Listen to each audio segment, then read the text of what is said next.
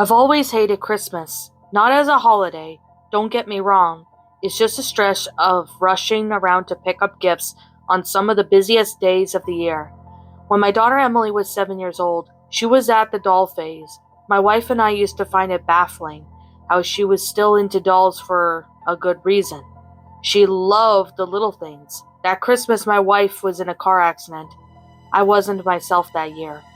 I refused to take time off work. My little girl needed comfort then more than ever, and I had to work up the money to give her the best gift I could afford. I realize now I should have invested time in her, not my job. My wife's parents were willing to look after her, was said while I worked, but from the cold stares, I could tell that they disapproved of my overtime. I went out to the biggest toy store in town. All the boxes lined up in rows on the shelves, taunting myself and all the other eager parents outside the shop windows.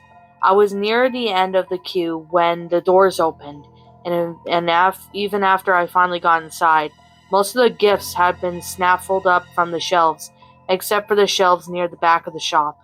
I walked over, seeing the toys aimed at boys, super soakers, and action figures lined the shelves, except for the far left, where 5 boxes marked with Millie Muffintop in bubble text across the front.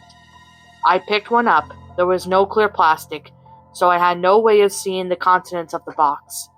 The name seemed to give an impression that the toys were a copy of the popular strawberry shortcake toys that my daughter liked. I waltzed over the counters, bought the doll, and went home. I knocked on the door of my in-laws' house and was greeted by the dull expression of my late wife's mother. We exchanged small talk before I drove Emily back home. That night, while Emily was on the couch watching TV, I went to her room and opened the box to her toy so I could place it on her bed.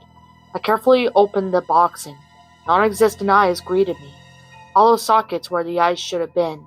I expected the doll fervor, and I soon realized that the eyes were not the worst part about the doll. By far beneath the clothing lay a bed of slowly decomposing flesh accompanied by odor I could barely stomach. The doll was made from skin of what seemed to be a small child. Crude stitching laced the sides of the doll. I threw the doll across the room.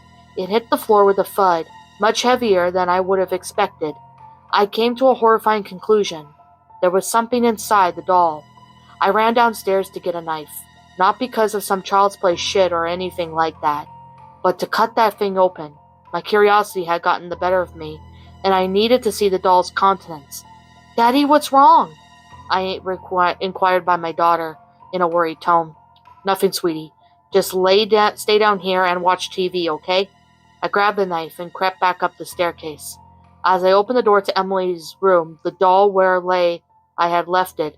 Thank God, I shoved the knife into the side of the doll and pulled it downwards, ripping open the side of the doll.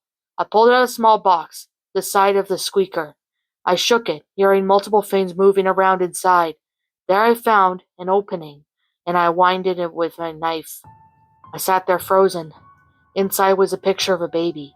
If I had to guess, I would say she was around 4 months old. She lay limp on the messy floor. I clasped my hands over my mouth, seeing the red pool around the child.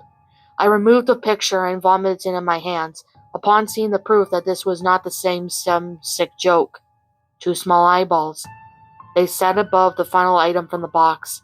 Some of them receipt lay under their eyes. I soon realized it was the kind of note that usually came with these kind of dolls. It read the following. "Hi, I'm Millie Muffintop. Thank you for adopting me as your new little baby girl. I promise to be the best big sister ever. MM Season 1, number 43. What's up, my pretties? It's the Lion Queen here. I want to appreciate you all for tuning into this video, and I do appreciate you guys supporting my video by giving this video likes and stuff. If you really enjoyed this video, be sure to leave a like, comment and subscribe if you're new, ring the bell for notifications to when I upload so that way you guys will get updated for whenever I upload. If you want to follow me on Twitter or DeviantArt, feel free to leave a follow on those if you are interested in following me on those socials. If you want to support my backup channel, known as Miss Dark Shigo, feel free to subscribe to it, as a link to that will also be in the About page section. And with that being said, and that being the case, thank you so much for watching, my pretties, and as always, stay pretty.